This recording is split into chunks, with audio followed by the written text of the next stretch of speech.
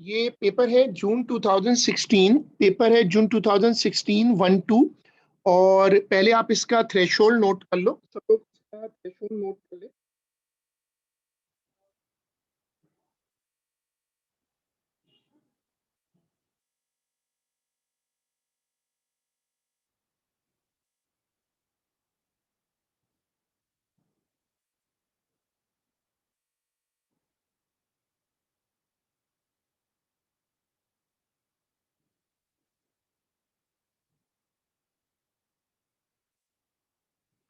ये वाला पेपर मैंने ग्रुप पे भी पोस्ट किया है। ये वाला पेपर मैंने ग्रुप पे भी डाला है, आप ग्रुप से भी खोल सकते हो, आप चाहो तो ग्रुप से खोल लो।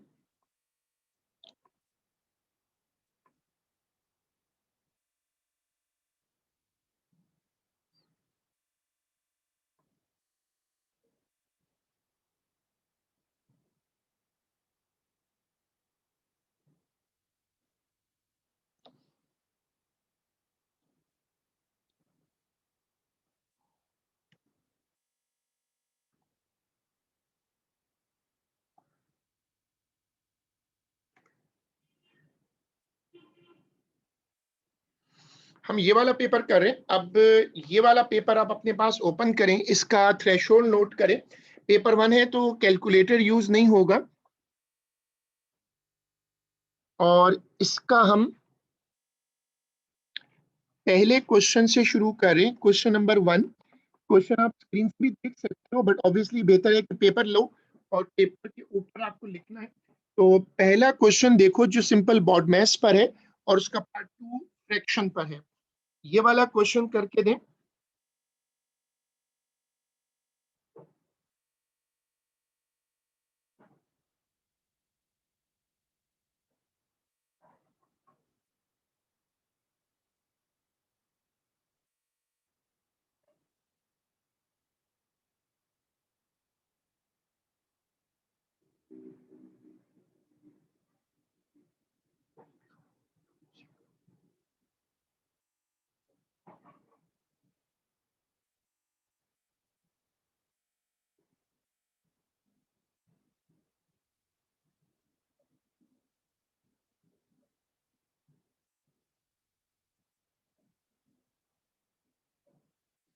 ये पहला क्वेश्चन है और इसका आप फर्स्ट क्वेश्चन को कंप्लीट करो।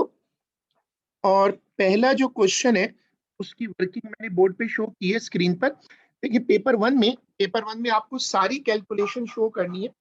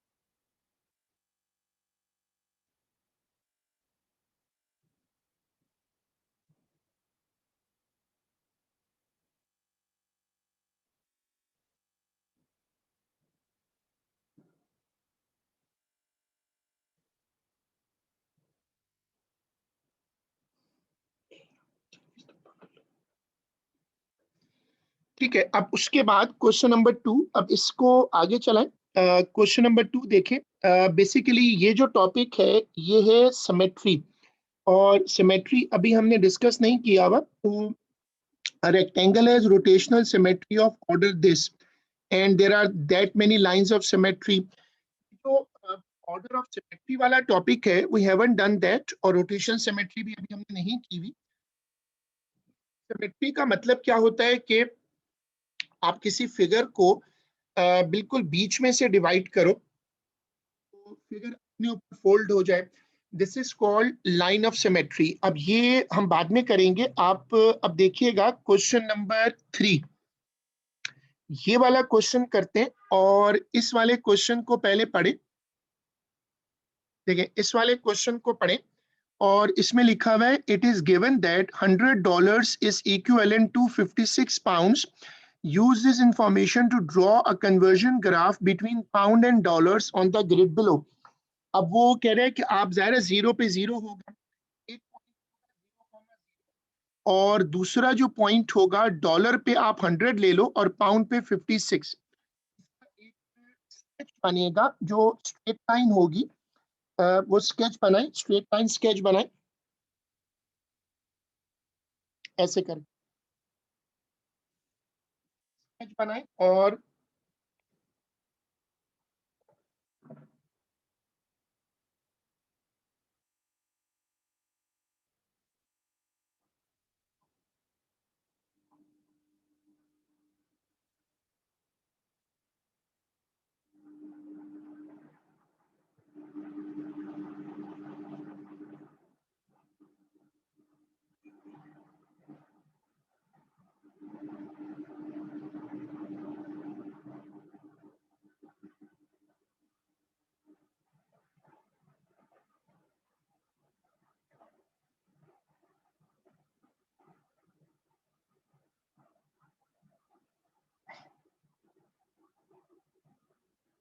ठीक है, अब ये इस तरह की स्ट्रेट लाइन बन जाएगी।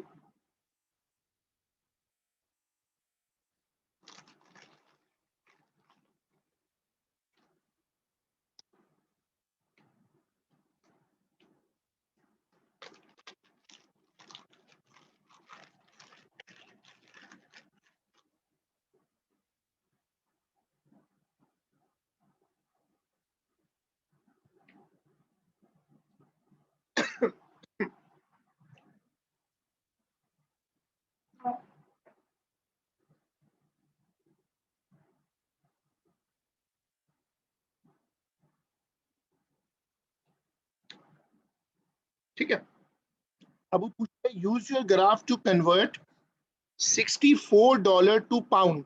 तो अब वाई एक्सिस को 64 पे जाके रीड कर लो। वाई एक्सिस को 64 पे रीड करो, और तहाँ देखो तुम्हारे पास क्या आंसर आता है। जो ग्राफ तुम बनाए हुए उसके अकॉर्डिंग रीड करके मुझे बताओ कि 64 पे क्या रीड होता है।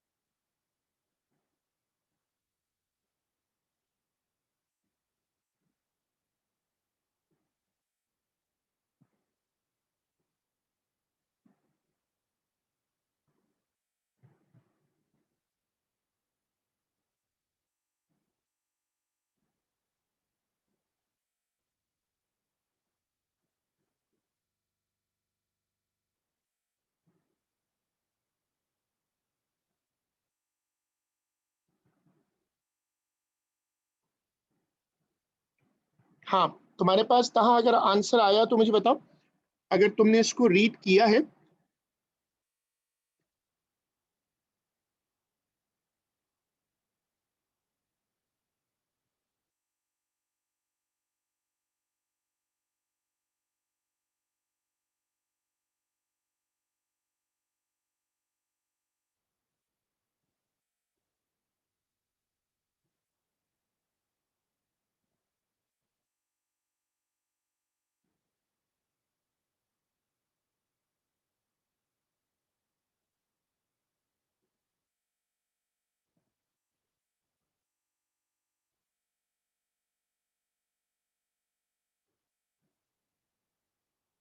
तुम्हारे पास आ रहा है 40। 40। अब आंसर देखना पड़ेगा, मेरे पास इसका आंसर लिखा हुआ नहीं है, बट मैं देखता हूँ इसकी मार्किंग स्कीम क्या है।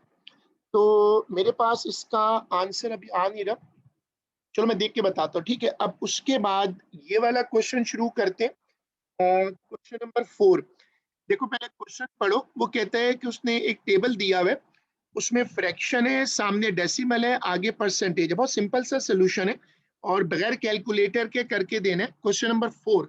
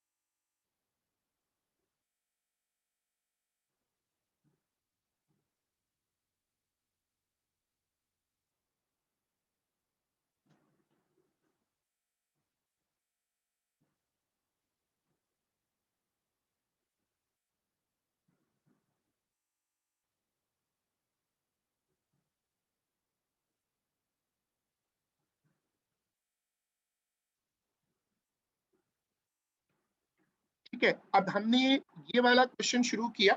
अब इसमें देखो कि आपको कन्वर्ट करना है इसको डेसिमल में। तो आप इसमें बेसिक डिवीजन करोगे जो हम क्लास 7 6 7 में करते हैं, जो मैंने लेफ्ट साइड पे भी शो की है। और डेसिमल को फ्रैक्शन में कैसे कन्वर्ट करते थे, डेसिमल हटा दें और जितनी प्लेसेस लगी हुई हैं उतने नीचे जीरोस लगा दें, फिर उसको काट कर सिंपल किसी टेबल से काटें और फ्रैक्शन बना दें। डेसिमल के बाद जितनी प्लेसेस हैं उतने जीरो गिने, उतने जीरो बनाएं और नीचे लिख दें। तो ये क्वेश्चन नंबर 4 का सोल्यूशन है। तो कंपेयर करो और तह कर लो, तो मुझे बताओ।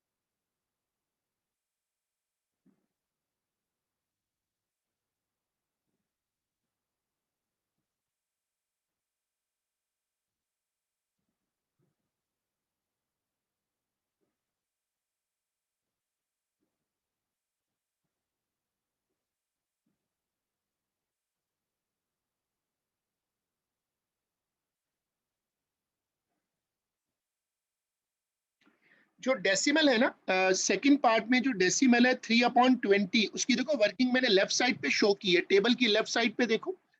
और मैंने क्या किया है, उसको डेसिमल लगा के 30 कर दिया। 3 को अंदर रखो और 20 से डिवाइड कर दो। 3 को अंदर रखो और 20 से डिवाइड करो। 3 तो 20 से डिवाइड होगा नहीं, तो तुम क्या करो कि एक जीरो डेसिमल लगा के जीरो लगा, तो इसकी डिवीजन लेफ्ट साइड पर हुई हुई है।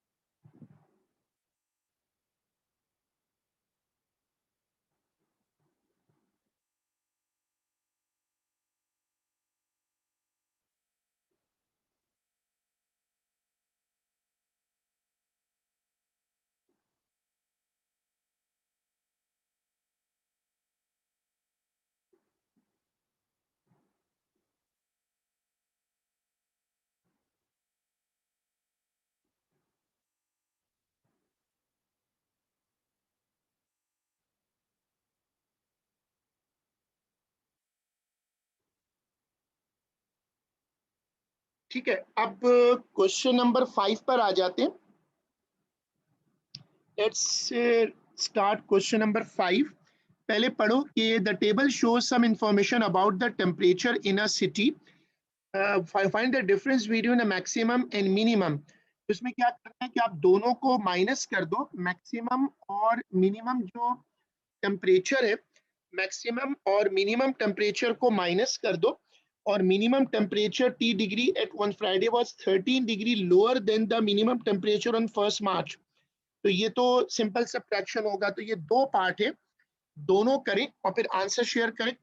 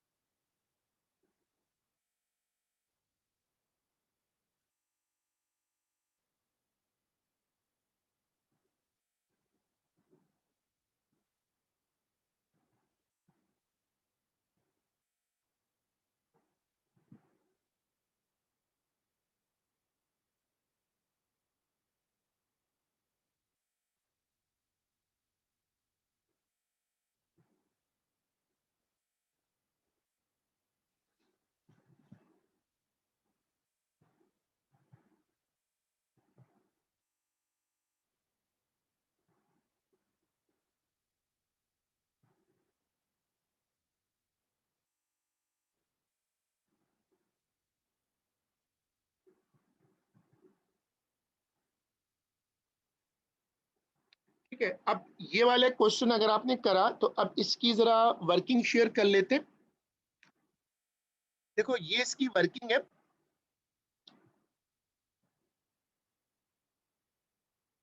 पहले हमने 4 माइनस माइनस 5, क्योंकि 5 ऑलरेडी माइनस में था तो हमने उसको फिट कर दिया। इसने बोला था 13 लोअर देन, तो मैंने 13 को पहले रखा, माइनस माइनस 5 किया तो 18 आ गया। अब चूंकि उसको लोअर लेकर जाना है तो मैंने आंसर में खुद माइनस लगाया, क्योंकि अगर वो -5 से भी लोअर है तो वो डायरेक्ट फर्दर माइनस में ही होगा।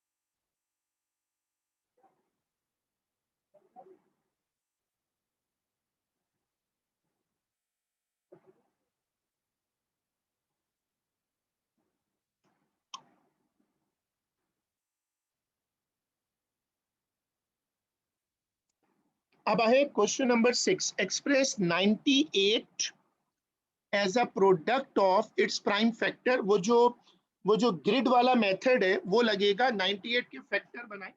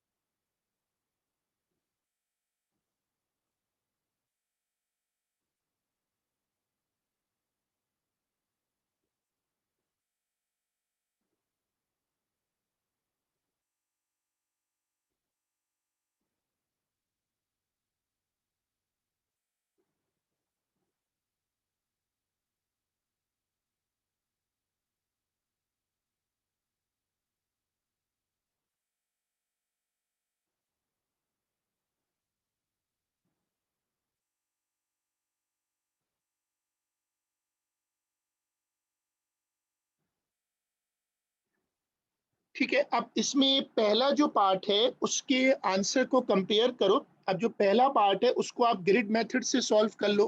पहला पहला पार्ट है उसको ग्रिड मेथड से सॉल्व करो और उसका आंसर आ जाएगा। दूसरे पार्ट में वो कह रहे हैं 24 is a common factor of 96 and the integer n, given that n is less than 96, find the largest possible value।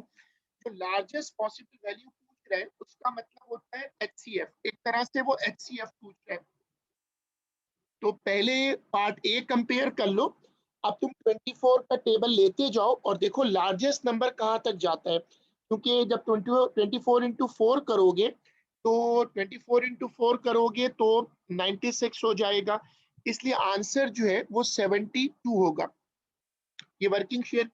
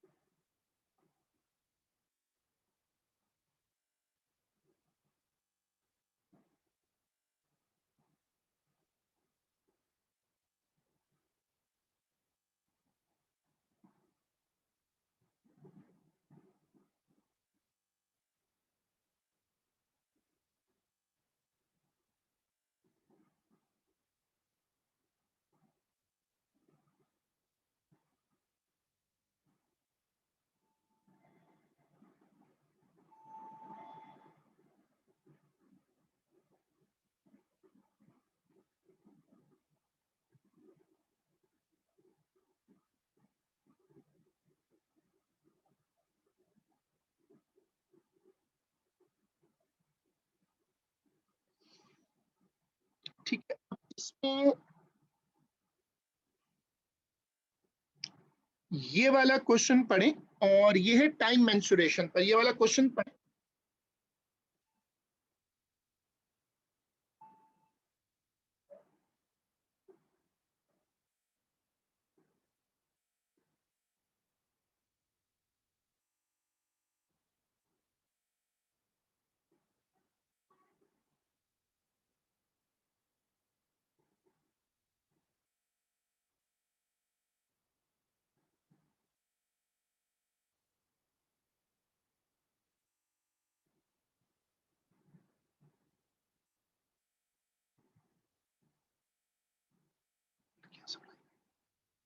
ठीक है, अब इसका पहला पार्ट पढ़ो। Work out the time difference between Dubai and Mumbai, इनको माइनस कर दो। Work out the local time in Mumbai when the 1610 flight arrives. ये कहलाता है time mensuration.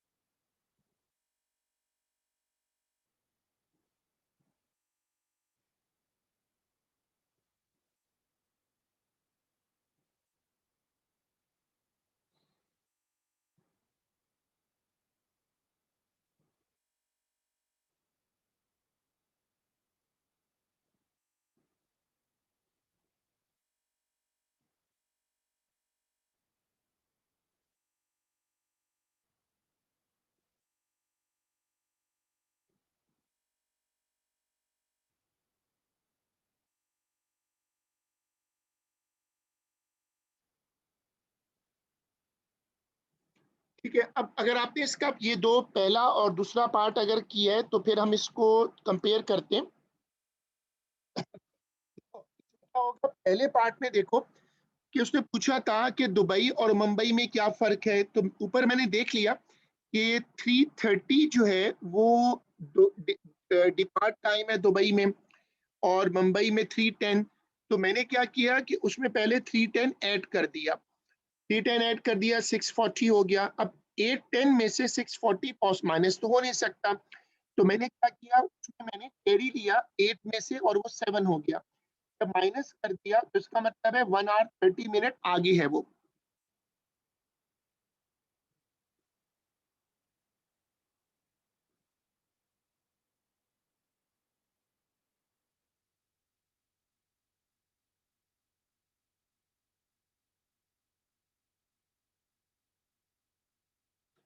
Work out the local time in Mumbai when the 16:10 flight alive. जब 16:10 flight आएगी 2:55 add कर देता हूं मैं, क्योंकि उसने लिखा हुआ है कि flight duration 2 hour 15 minute 55 minute है।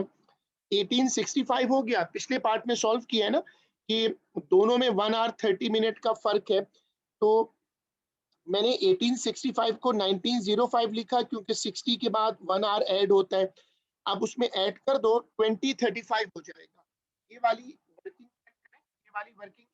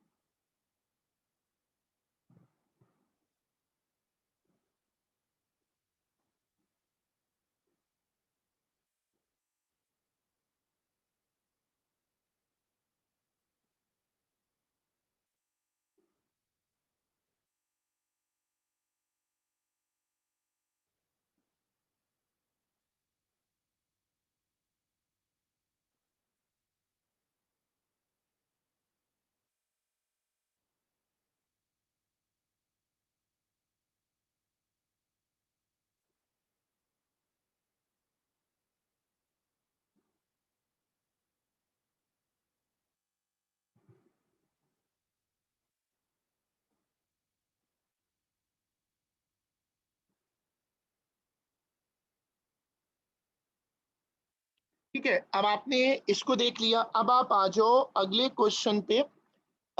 ये है question number 8। y is directly proportional to the square of x। x निकाल दिया हुआ है 10, y दिया हुआ है 20, find the value of y when x is equal to 6।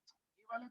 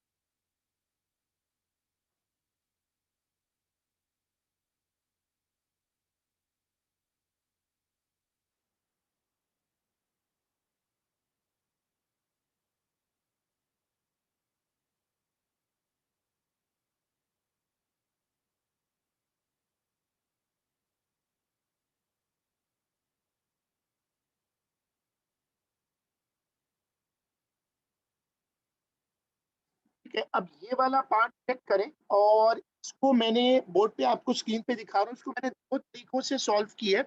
एक तरीका तो बहुत सिंपल है कि प्रोपोर्शनैलिटी का साइन हटाओ और इक्वल का लगा दो, के आ जाएगा। पहले सॉल्व करके के निकाल लो, के को वापस रखो और एक्स रख के वाई निकाल लो। एक तरीका जो डायरेक्ट है वो ये कि आप इसको इक्वल टू के करो, एक इक्वेशन 1 से लिख लो, एक 2 से, इससे आंसर डायरेक्ट आ जाएगा। ये दोनों मेथड कॉपी करिएगा।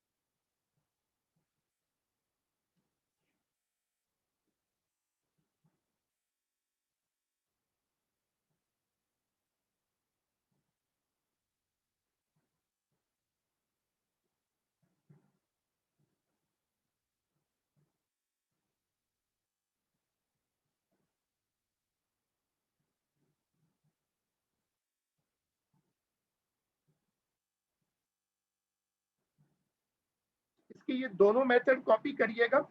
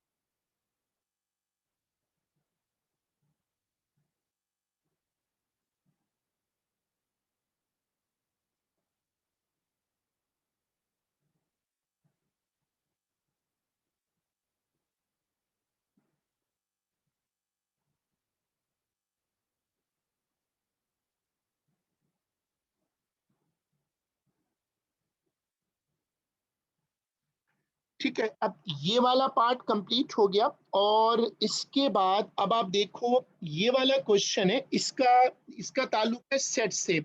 अभी हमने सेट्स का टॉपिक नहीं किया, हम बेसिकली वो क्वेश्चंस कर रहे हैं जो बहुत बेसिक मैथ होता है। क्वेश्चन नंबर 10 ये है साइमल्टेनियस इक्वेशन, और साइमल्टेनियस करने के दो तरीके हैं। साइमल्टेनियस करने के दो तरीके हैं। एक तरीका जो है साइमल्टेनियस करने के दो तरीके हैं। एक तरीका कहलाता है एलिमिनेशन मेथड और दूसरा कहलाता है सब्स्टिट्यूशन मेथड। अब ये शुरू करिएगा।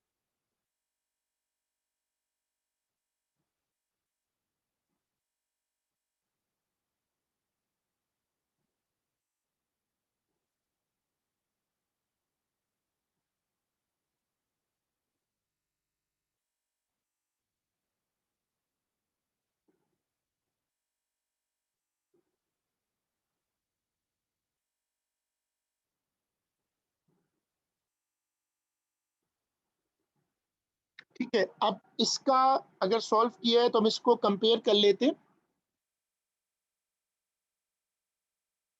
मैंने इसको किया हुआ है एलिमिनेशन से, एक आंसर आ रहा है हाफ और एक आ रहा है -2।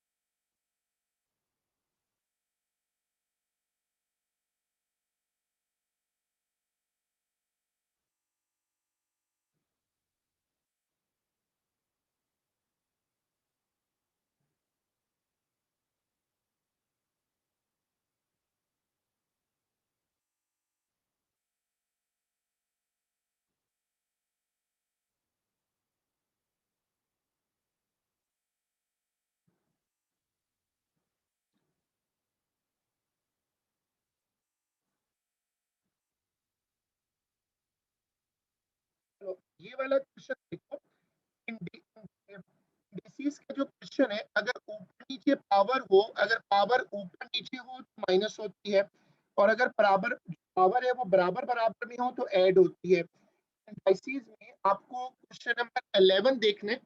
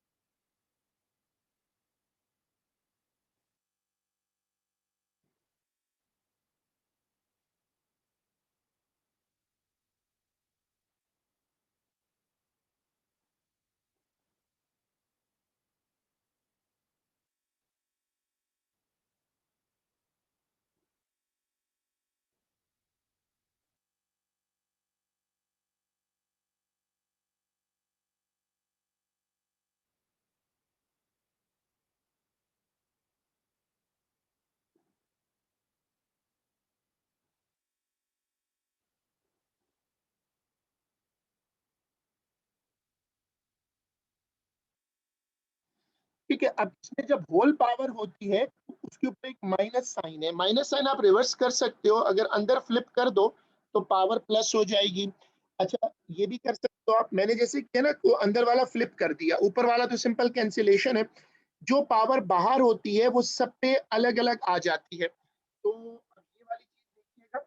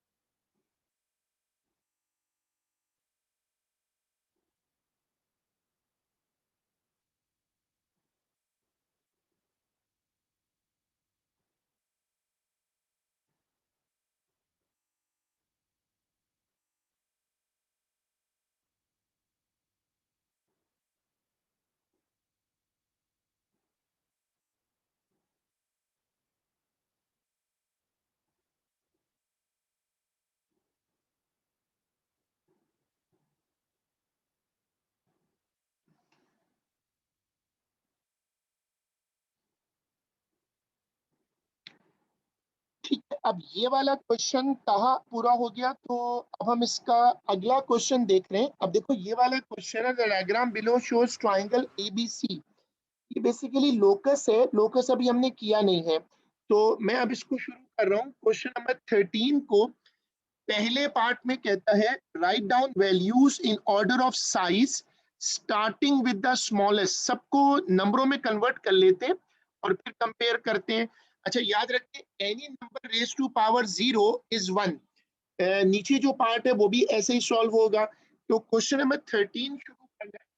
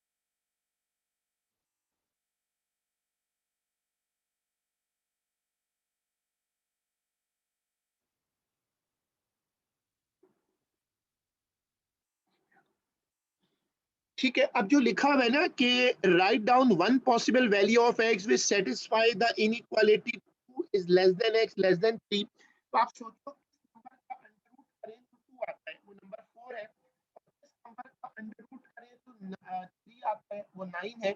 ऐसे सोचें तो बड़े आराम से सॉल्व हो सकता है। इसी तरह क्यूब को भी यही सोच के सॉल्व करिएगा। मैंने क्या किया है, मैंने 2 पावर 5 को सॉल्व कर दिया, क्यूब रूट को सॉल्व कर दिया, सबको सॉल्व कर दिया। सबको सॉल्व करके मैं उसको कंपेयर कर सकता हूँ। तो बी पार्ट है वो मैंने कैसे सॉल्व किया है कि मैंने स्क्वायरिंग करके रूट हटा दिया और मुझे उसकी रेंज मिल गई। फिर मैंने अंडर रूट करने क्यूब रूट को सॉरी एक्स पावर क्यूब को कैसे हटाया। एक्स पावर क्यूब जो होता है वो असल में क्यूब रूट से हट जाता है, तो उससे आप हटा लो।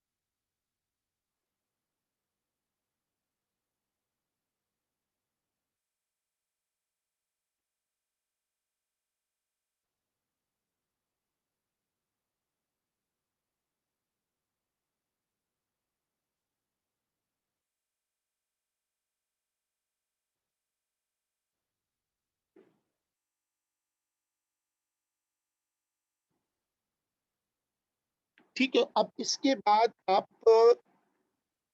देखिएगा, क्वेश्चन नंबर है ये है कोऑर्डिनेट ज्योमेट्री।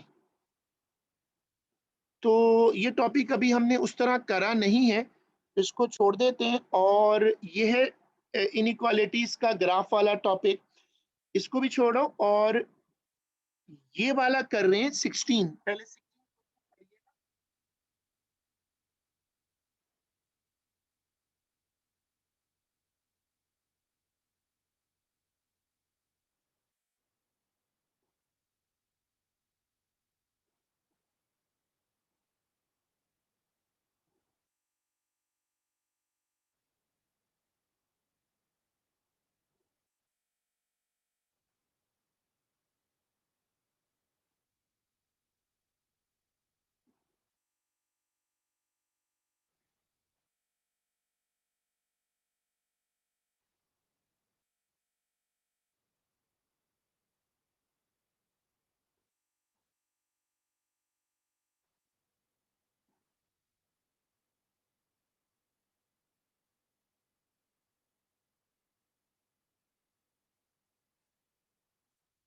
अब जो अपर बाउंड और लोअर बाउंड का टॉपिक है, मैंने पिछली वाली क्लास में बताया था।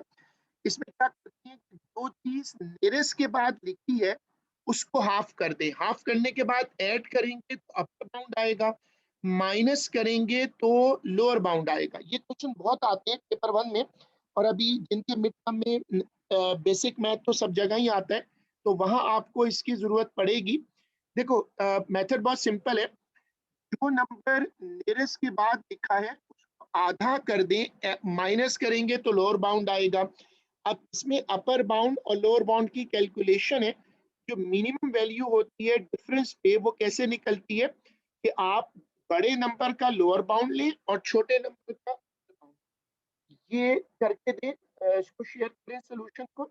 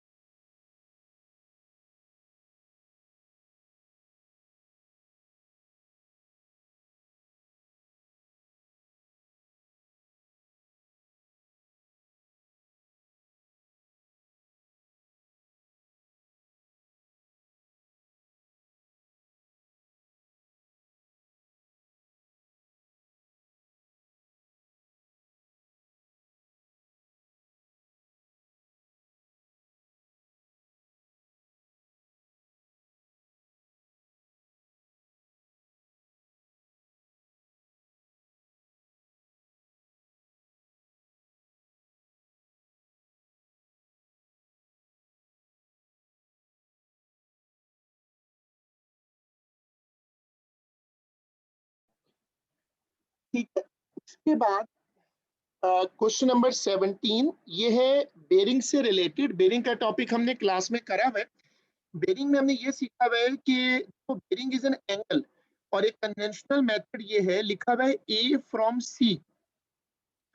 ए फ्रॉम सी का मतलब है कि जो लेटर सी फ्रॉम के बाद लिखा है उस पे आकर देखो बेरिंग बना हुआ है। कह रहे bearing of C from B is X, और वो कह रहे हैं कि आप मुझे एक्स की 3 पॉसिबल वैल्यूज बताओ। क्वेश्चन नंबर 17 क्वेश्चन है, ये वाला क्वेश्चन शुरू करो।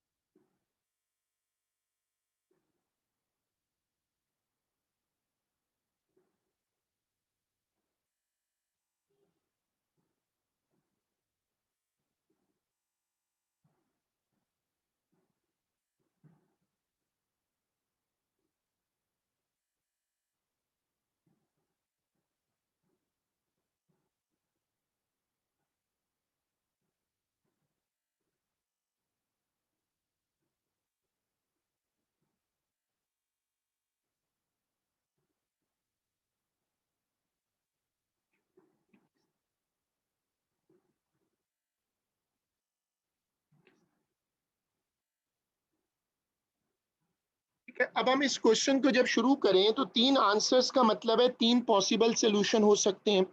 देखो, एक ऑप्शन मैंने लिया है कि मैंने बी पर 70 ले लिया। मैंने उसने मुझे बोला था कि एक एंगल 170 है, तो bearing of B from A is 170। अगर ये 170 है और ये 60 है, तो एक ऑप्शन ये है कि एंगल्स ए हो गया 60 प्लस 10, अंदर वाला एंगल 70 हो गया। अब अगर मैं इधर 70 ले लूं तो 70 प्लस 10, 70 प्लस 10 करूंगा तो 80 आएगा। अब उससे x निकल आया 240। सेकंड ऑप्शन ये है कि 70 ए पर ले लो। उसने ये तो बोला है ना कि ट्राइंगल जो है, उसने बोला है कि ट्राइंगल आइसोसेलेस है। आइसोसेलेस का मतलब है दो दो साइड्स बराबर हैं, तो अलग अलग बदल बदल के दो साइड्स बराबर करते जाओ। मैंने ऑप्शन 2 में क्या किया कि मैंने ए पर 70 लिया है, मतलब ए वाला एंगल और सी वाला एंगल बराबर कर दो। तीसरा ऑप्शन ये है कि ए और बी को इक्वल कर दो, उससे तीसरा ऑप्शन आ जाएगा। आइसोसेलेस में 3 ऑप्शन कैसे बन रहे हैं, तो आप पेयर बना के दो दो साइड्स इक्वल कर सकते हो। जरा ये वर्किंग शेयर करो।